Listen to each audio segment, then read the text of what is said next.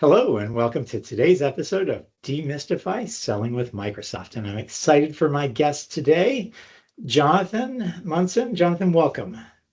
Hey, thanks, Rob. So great to be here. Yeah, I'm very excited. You and I had a conversation a few weeks back, and I thought, oh my goodness, you have got so many nuggets that we need to drop on Microsoft partners that I appreciate you coming and joining me today. Yeah, absolutely. I was excited. When you invited me, and I thought, man, this is cool. Somebody who knows what they're doing. Right. Thank you. Yeah. Well, let's do this. Let's start with just a little bit of background about you, kind of where you fit into the Microsoft ecosystem, where you came from in that ecosystem, just a little bit so people have some context. Sure. Yeah, absolutely. So, Jonathan Munson, I'm a senior account executive here at Microsoft. I currently sit in the enterprise majors growth area of software and digital platforms vertical. So I started out my career in a lot of family businesses, well, military, and then a lot of family businesses, and helped to start some of those and run those. And then went and got an MBA and learned about a Microsoft opportunity. And I went from small business to massive, ginormous business. And then I kind of came in the SMC space here at Microsoft. So I was an account executive for 4.5 years in SME&C, and then this fiscal year came into majors growth.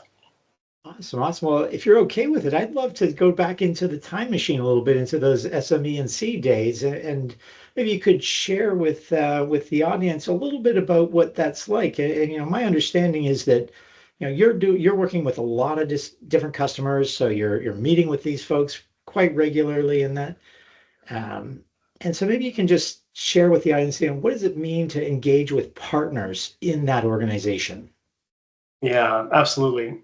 So I think it's important for partners who are wanting to engage with Microsoft to know that it's part of our job as account executives, as specialists, as folks who are interacting directly with customers. It's part of our job to get to know partners and to get to know partner network, because it's so vastly important to Microsoft's overall strategy. I mean, I was thinking about this in preparation for this conversation.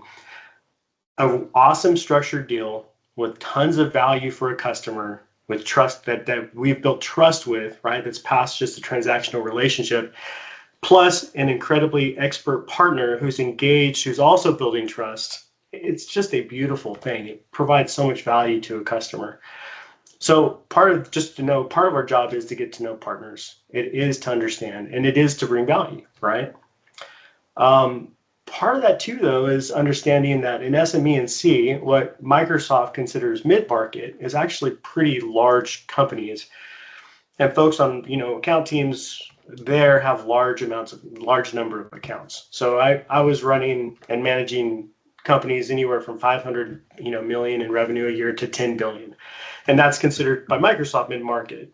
So you can imagine, and it was upwards of 50 accounts. So you can imagine calendar, like back-to-back meetings and escalations and lots of the internal meetings, and then all of the ideation that goes into just creative. How can we best support our customers? So part of that is having those interactions and getting to know partners and having a good book of options to plug in where it makes sense. But it's difficult. It's challenging. I imagine it's got to be challenging, because as the account executive too, and correct me if I go wrong here, but you're responsible for the customer as well as the whole stack across the Microsoft ecosystem of products. So you can't be a specialist in just one. You have to have sort of your fingers on the pulse of Azure and 365 and D365 and all these different things. So it's really got to be it's a juggling act, I would imagine. Yeah, your main job is to understand the customer, is to understand what success means for them, where their priorities are, where they're going strategically, and then engage with those business decision makers, the folks that are on the IT side, and then put together value in a comprehensive plan to help them achieve those goals. And plugging in the right partners where it makes sense is so vastly important. So yeah, and so you do have to understand a lot about just the entire cloud environment and at least be able to know what they're talking about, right? And thank Right, goodness for right. Copilot today. That's my Yeah. our new acronym definer, which is great. I love that. I love that. And yeah, I love how you framed that, as an account executive, customer outcomes are critical for you. And that's really what you're looking for is that identifying those customer outcomes. But I'd love to sort of turn it around a little bit and think about when you're talking to a partner and you're looking for those partners that can help you achieve those customer outcomes, how much runway does a new partner to you have to make that first impression? Like somebody reaches out, how much time do they have to really land something with Jonathan to say, okay, Jonathan, here's who I am, here's what I do, and all those things. I'd love to hear how you think through that. Yeah, and Rob, just real quick, I want to plug you a little bit because going back to how we first got connected, yeah, I saw your post on LinkedIn and I was reading it and I went, wow, that is good. This guy knows what he's talking about. And then I read 3 or 4 other posts and I went, it hit home each time. And I think that's so important because if we can short like the partnership with partners and ensuring that we're working and co-selling well and plugging them in where they're valuable and their expertise are perfect, that's so important. And you kind of help shorten the gap to that place. You're going, hey partners, so we don't have as Microsoft sellers, we have partners ready and prepped coming to us, bringing value Mhm. quick. What do we have to offer? How can we plug you in? And I feel like you shorten that life cycle, and that's why I was excited to talk to you initially. Oh, thank you. Thank you. I appreciate that. But some of the basic things I think that you would expect from any sales interaction with a customer is, hey partner, when you come, share with us what, first off, be prepared for the meeting. I've had partners who've shown up, and Right. it's funny because I'll show up to some of these meetings and there may be 5 people, 6 people from the partner there. And Yeah. hey, John, did Sam, were you Oh going to do no. this? Did you want to share? What are we doing here? And you're like, guys, come on. Yeah. What, Right. so those sorts of interactions, but come prepared for the meeting and come I think we talked about this. I do want to hear what you're certified in. I do want to hear what you can do. But I get so many partners come and hey, tell me. I always ask. I say, tell me what you're just. I mean, if I'm thinking about you as a partner, what do you shine in? I mean, what are you Mhm. just like you differentiate from everyone else? What's your differentiator? And a Yeah. lot of partners can't share that. They'll say something that's very generic, something that every partner says, and in my mind I go, that doesn't differentiate you. And Right. because we meet so many partners, because my brain is just not there, I forget you. I'll forget you Right. because you're not differentiated. But I do want to know, great, that's great. You have all the gold certifications in here in 50 different areas. But guess what? A lot of partners have all those certifications. Yeah. Why do you bring more value than those other partners? What is it about you that should be memorable?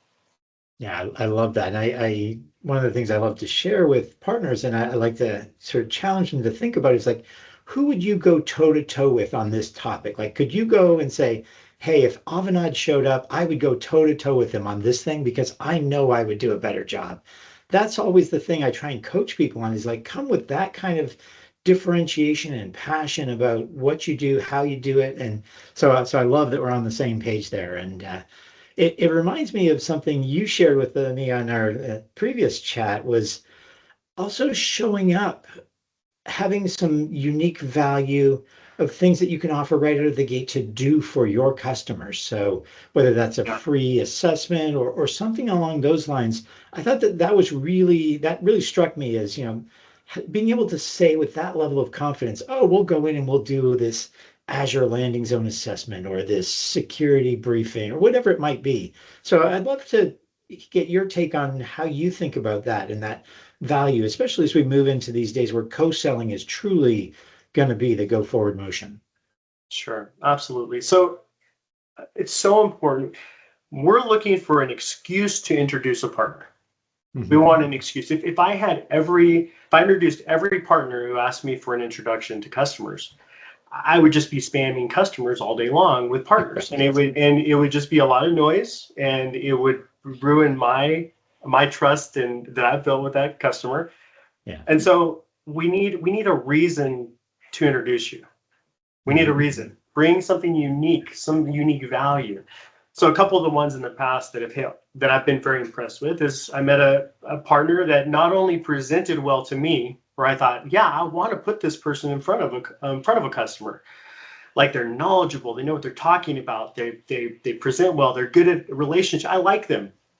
Like they're Mhm. likable. You don't Yeah, want to yeah, put yeah. somebody in front of this unlikable. They're likable, right?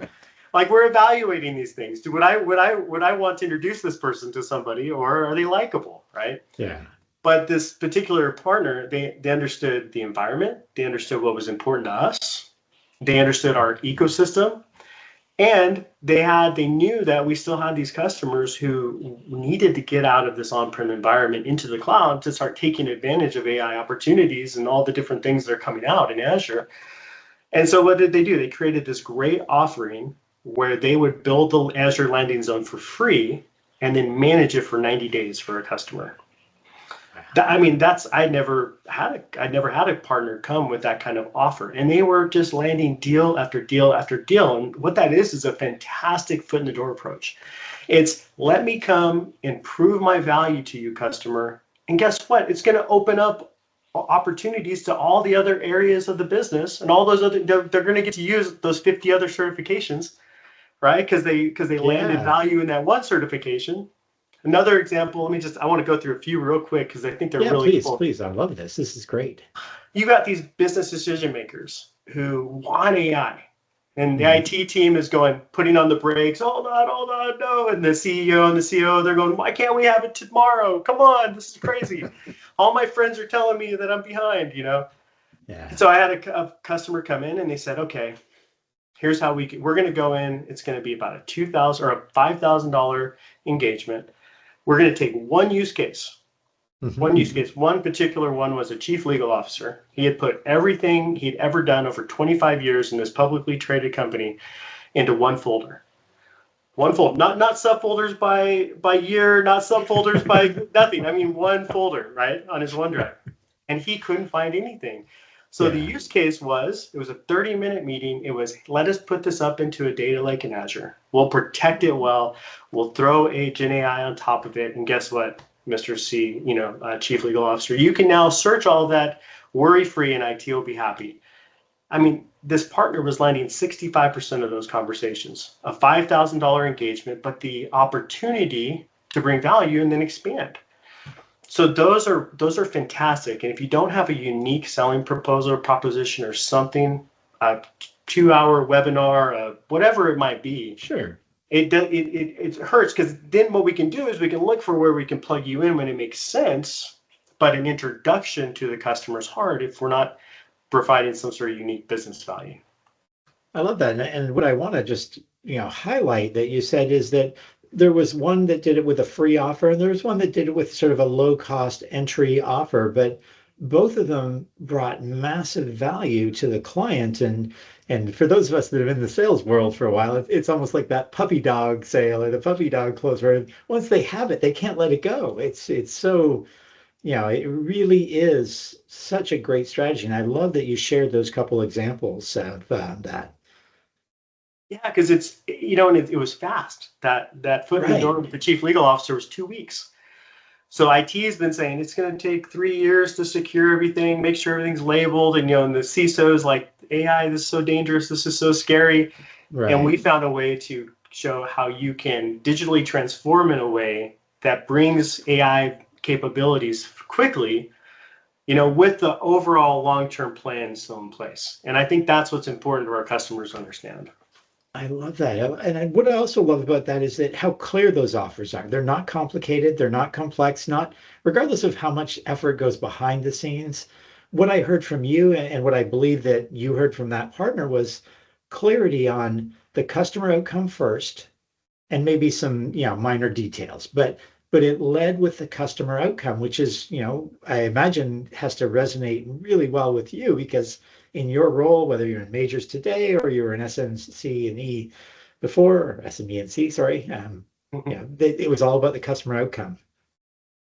Oh, well, I mean, if you're, I'd say it's I love one of the values here at Microsoft is customer first mentality, and it brings me immense satisfaction to see a customer excelling and utilizing the value Microsoft brings to the table. We can't do that without partners. We just Right. can't, and so having a customer outcome and understanding their priorities and then connecting and plugging in the right things and then seeing the end result is that's like what it's all about. That's the whole ball game. Yeah, yeah. Well, just to sort of double click on that for 1 second is what are some of the differences you see in how you engage a partner in your current role in the majors versus how you would have engaged a partner in the past in SME and C? Is there any differences? I would just be curious to know.